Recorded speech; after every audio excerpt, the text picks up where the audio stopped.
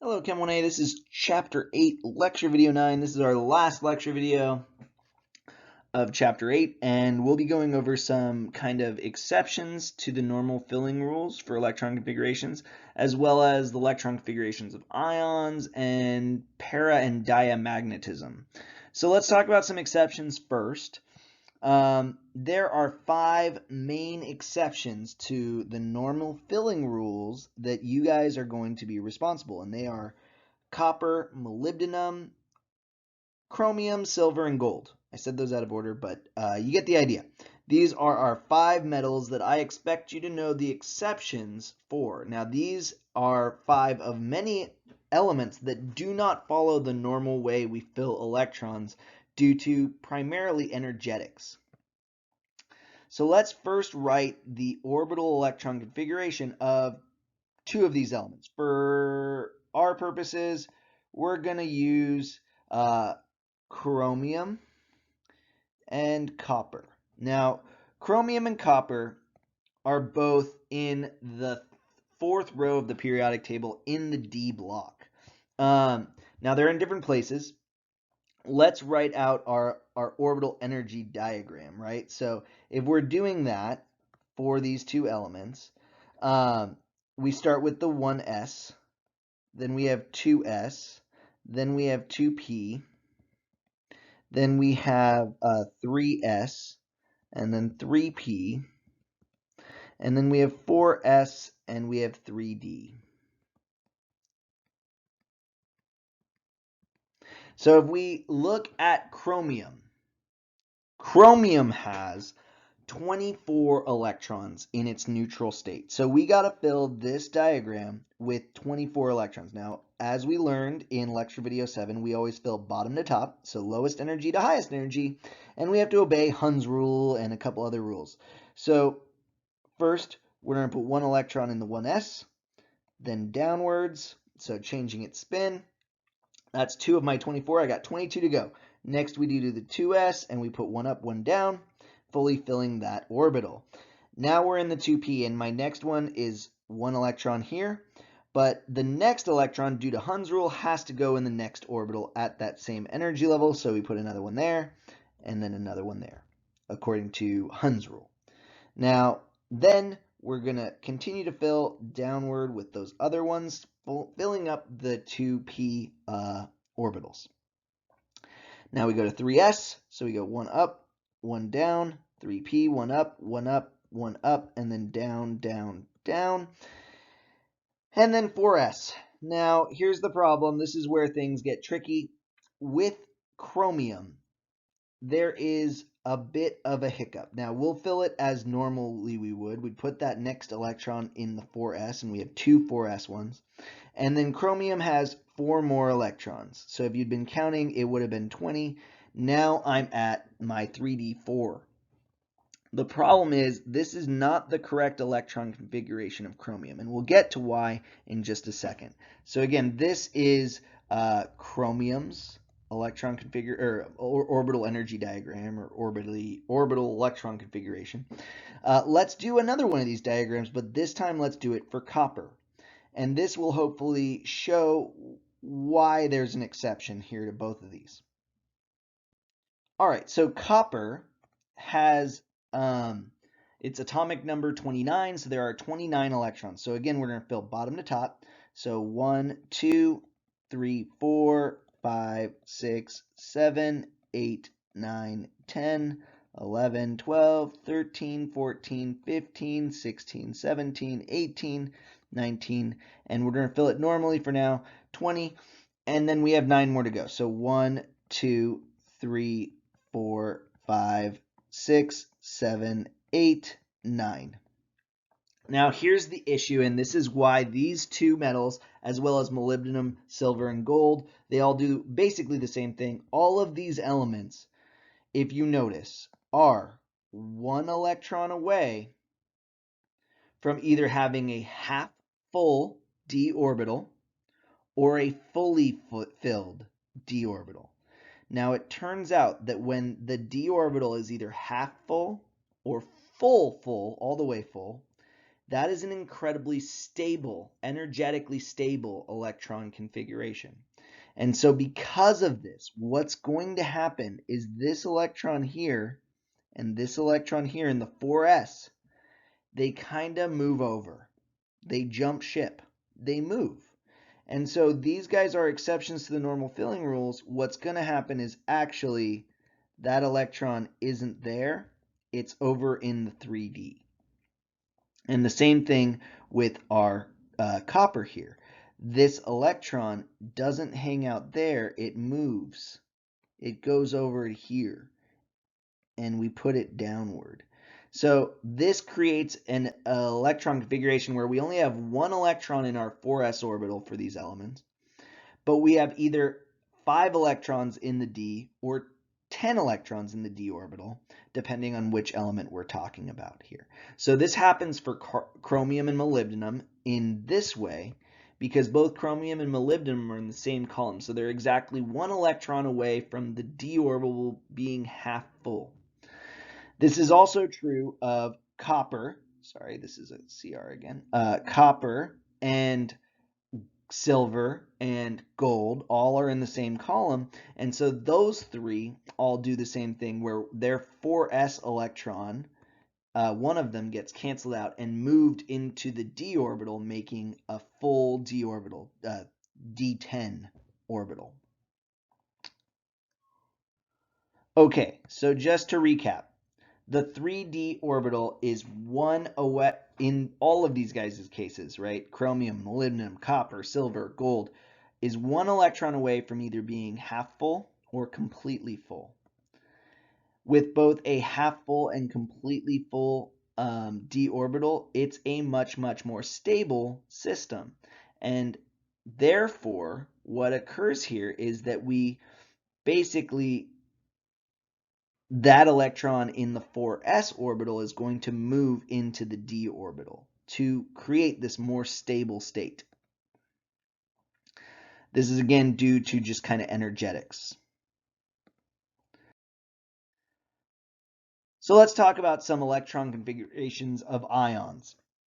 Now, the highest n value electrons in an electron configuration are known as valence electrons. The valence electrons are the important electrons. They're the electrons that participate in any reactions that are occurring or bonding or anything that's happening. It's the valence electrons that are the ones that are doing it.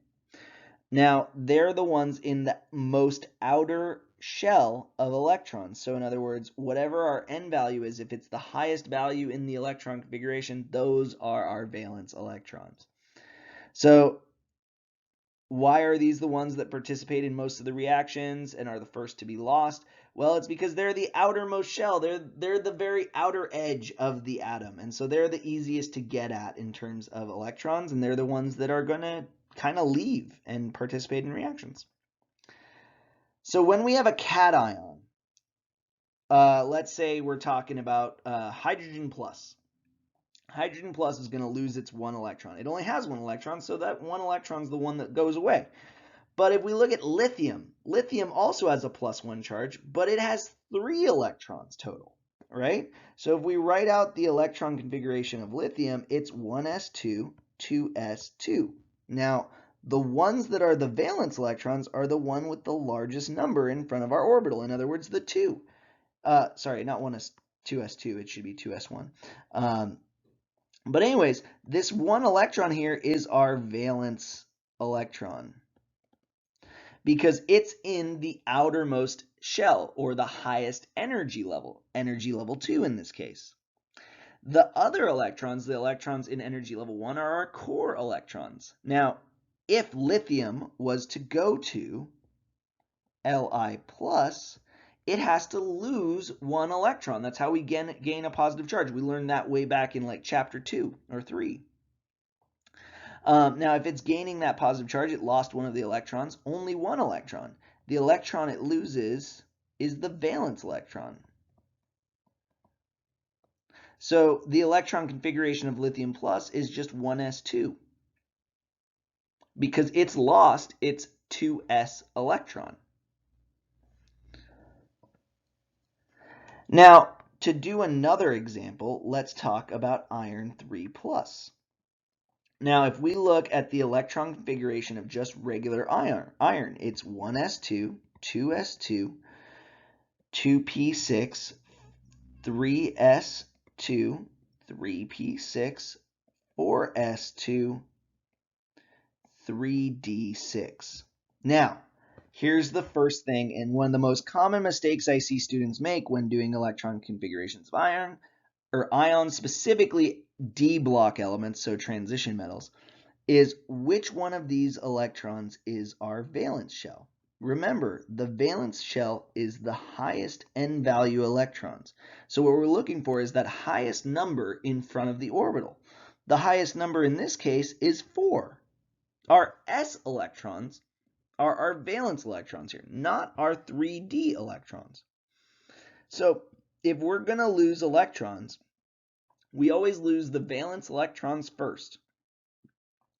After we lose any valence electrons, if we've lost all of them, that's when we start taking away the next highest energy orbital, which would be 3d in our case. So if we want a 3+ charge, this means this is just Fe's electron configuration. If we want a 3+ charge, we need to lose 3 electrons.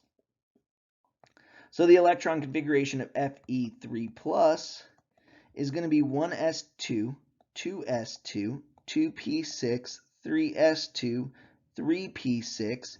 Now here's the thing, if we're losing 3 electrons, these first electrons that are going to leave are the 4s2 because they're the highest n value. After them, then we take away our d electron. But we already lost 2, so now it'd be 3d5. And so that's our Fe3+ electron configuration. So let's do some more practice, right? So let's do chromium 3+. Now chromium is one of those exceptions to the normal filling rules. Now the way to do ion electron configurations, in my opinion, is to first write out the electron configuration of neutral substance, or the neutral atom. So let's do chromium. So that'd be 1s2, 2s2, 2p6, 3s2, 3p6, 4s1, 3d5. Remember, this is an exception to the normal filling rules. Like we said in an earlier slide, one of the 4s electrons jumps ship and goes into the d. And again, the reason why is because of this d5 here. Half-filled d orbitals and fully filled d orbitals way more stable, and so one of our s electrons moves over. Now, if we're writing the electron configuration of Cr3+, that means we lost 3 electrons. So again, 1s2, 2s2, 2p6, 3s2, 3p6. Now we lost 1, so that's -1 electron there. That gets rid of the full 4s orbital. And then we need to subtract 2 more from the 3d. So this gives me 3d3 as my electron configuration of chromium 3+.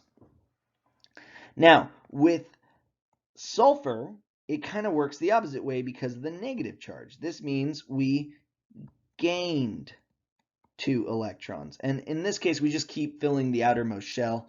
So if we write the electron configuration of just sulfur, it's 1s2, 2s2, 2p6, 3s2, 3p4 is the just neutral sulfur. Now, sulfur 2 minus, however, would be 1s2, 2s2, 2p6, 3s2, and then it would be 3p4, but we got to add 2 electrons to that outermost shell, so now it's not 3p4, but it's 3p6. If we look at copper, copper is another one of our ugly exceptions to the normal filling rules, and it's so annoying, and I know that this is a point where you're going to struggle. You got to memorize these, and I hate to say that, but you do. So if we write out the electron configuration of just neutral copper, it is 4s1, 3d10. So 1s2, 2s2, 2p6, 3s2, 3p6, 4s1, 3d10. Again, it's d9 normally, but because if we filled it normally, but because it's an exception, because we are one electron away from having a full d orbital, and that's a very stable system, we move one of those 4s electrons into the d, and so this is our correct electron configuration of just copper. Now, if we're doing copper plus, that means we have lost one electron. So Cu plus lost one electron. Well, we got to lose this one because these are the valence electrons. We always lose those first. So it would be 1s2, 2s2, 2p6, 3s2, 3p6, 4s, sorry, no 4s, just 3d10.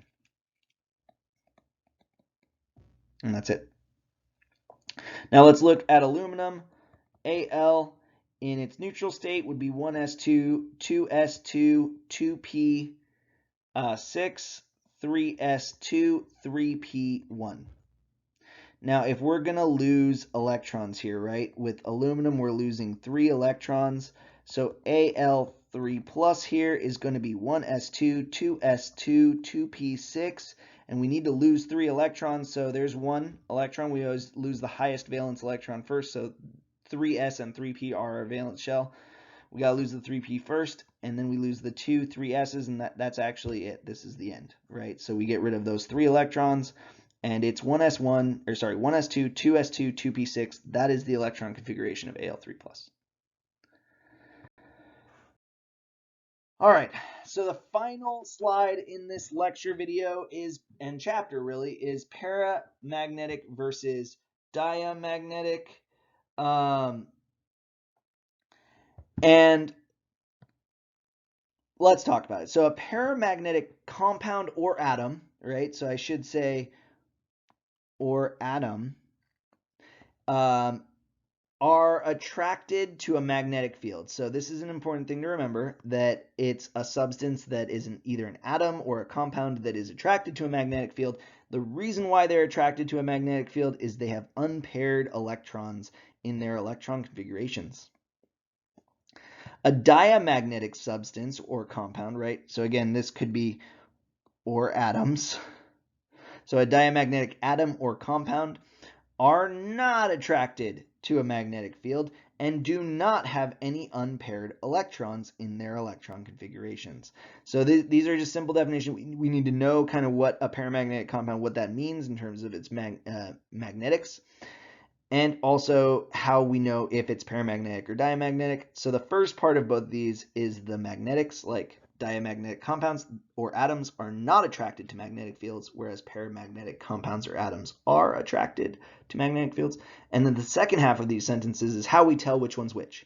We look at the electron configuration. If there's any unpaired electrons, it's a paramagnetic compound. 1 unpaired electron, sure, paramagnetic. 5 unpaired electrons, still paramagnetic. If there are no unpaired electrons, then it's a diamagnetic compound. So let's do a practice problem, right? So let's look at Cr. Again, this is an exception in the normal filling rules. I'm going to use noble gas notation this time. So it's brackets Ar, 4s1, 3d5 is the electron configuration of chromium. And in its outermost shell, if we look at like an orbital energy diagram, it'd be 1s, 2s, 2p, 3s, 3p, 4s, and then 3d. And if we look at the electrons here, it's going to be 1, 2, 3, 4, 5, 6, 7, 8, 9, 10, 11, 12, 13, 14, 15, 16, 17, 18. It is an exception, so we put 1 there, and then we do 5 over here. So are there any unpaired electrons in chromium? Heck yes, there are, right? So there is 1 unpaired here and there. So this gives us 6 unpaired electrons. So yes is the answer. It is definitely paramagnetic. Now let's look at zinc 2+. If we have zinc, that would be Ar 4s2, 3d10. That's the electron configuration. If we go to, so that's just zinc. If we go to zinc 2 plus, again, we lose the 4s2 because that's the valence shell. So it would be brackets Ar 3d10. This is a fully filled orbital, so if you get all the way up to the 3d block, you're going to have 10 electrons in that diagram. And this guy has no unpaired electrons. This is diamagnetic. Right? So we got to look at the electron configuration. We got to figure out if there's any unpaired electrons in the atom, in this case. In later chapters, we'll learn how to deal with compounds specifically, right? But in this chapter, at least, we can talk about atoms. So is chromium paramagnetic? Yes, for sure. Zinc 2 plus? No, it's not. It's fully paired up. So it would be diamagnetic. You're one or the other, for sure. All right, so that's the end of this lecture video. If you have any questions, please let me know. In problem-solving sessions, office hours, email, lab, whatever, please don't hesitate to ask me. All right, have a good day.